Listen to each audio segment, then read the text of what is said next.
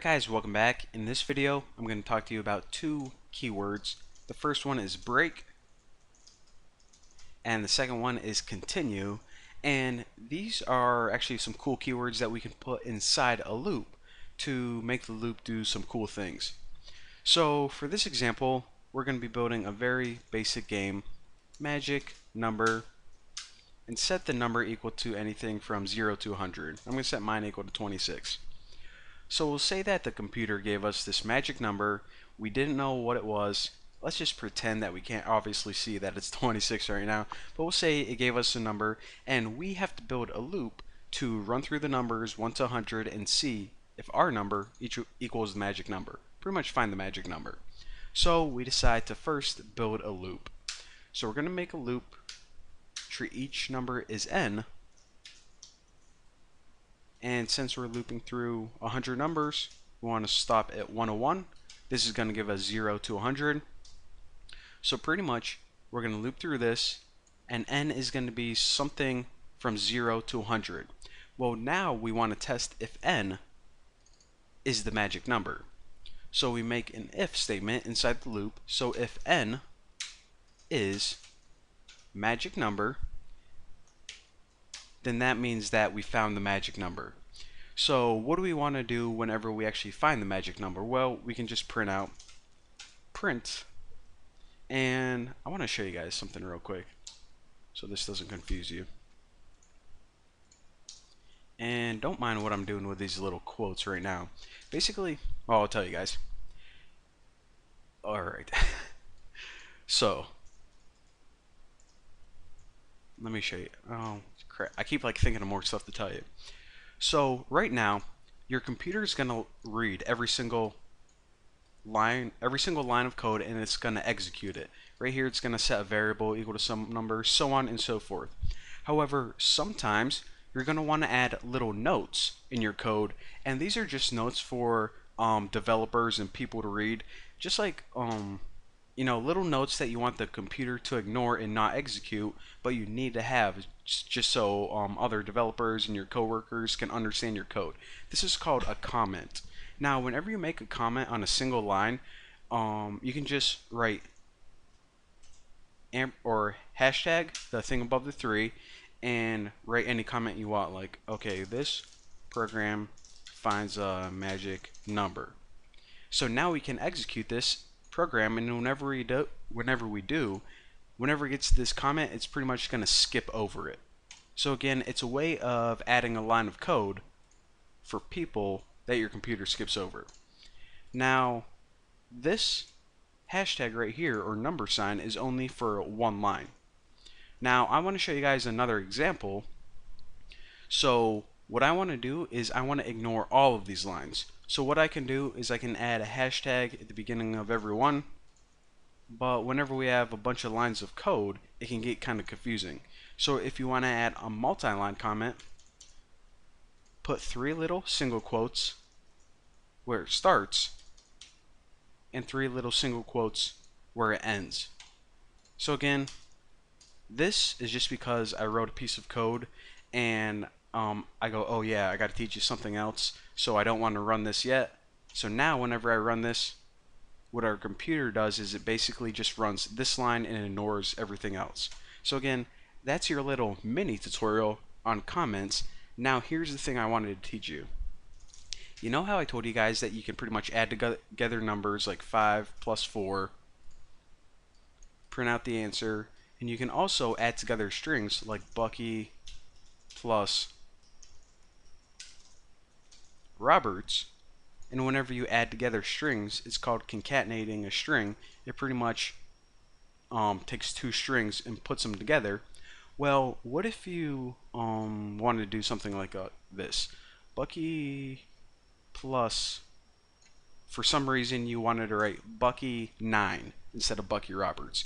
Well, whenever we try to run this, check out what's going to happen. We're going to get an error, and that's because it says, okay, whenever I add strings together, just stick them together in a one big string. Whenever I add numbers together, just use math. But you're trying to add a string with a number. So what the heck am I supposed to do? You're kind of confusing me. That's why it gives us the error. So now I want to show you guys something else. Whenever we want to print out a number along with a string, what we need to do is this. We need to separate them with a comma instead of a plus sign. So plus is for only adding two things of the same data type together. If we ever wanted to write 9 Bucky or something like that, just write print 9, just like a number, and then print Bucky just as a string. Now whenever we run this, it prints 9 Bucky. So that's how we print out numbers on the same line as strings. Simple enough. So why am I telling you that? Well, because I was about to print out a number on the same line as a string, obviously. So what I want to do is, again, we have to remember, we have a magic number and we're looping through all the numbers 0 to 100 until we finally hit the magic number. So once we finally found it, print n, which is a number. Remember, it's a variable, but it's still a number. And then we'll print out something like is the magic number. Simple enough. Now, what we can do is we can just loop through this right now. And in the blink of an eye, what it did is it looped through 0, 1, 2, 3, 4, 5, 6, 7 until it got to 26. And once it got to 26, if 26 is the magic number, then print out 26 is the magic number. So now what I want to do is I want to tell you guys about the break statement, and I'm actually going to finish writing my code, and then I'll talk you guys through it one last time. Alright, so as you can see, real quick, what I did is I added a few more lines to the code, and the first one is to display the break statement. Now what the break statement or keyword does is it pretty much breaks out or stops your loop. Now why did I have this right here? Well, whenever we find the magic number, which is 26, there's no need to continue looping through all the other numbers. We know it's not 27, 28, 29, any of those, so why waste our computer's memory looping through numbers that it doesn't matter.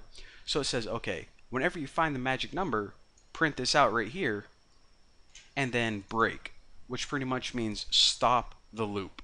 You can remember it because it means break out of the loop. Now this line of code right here is just to display that it actually breaks out.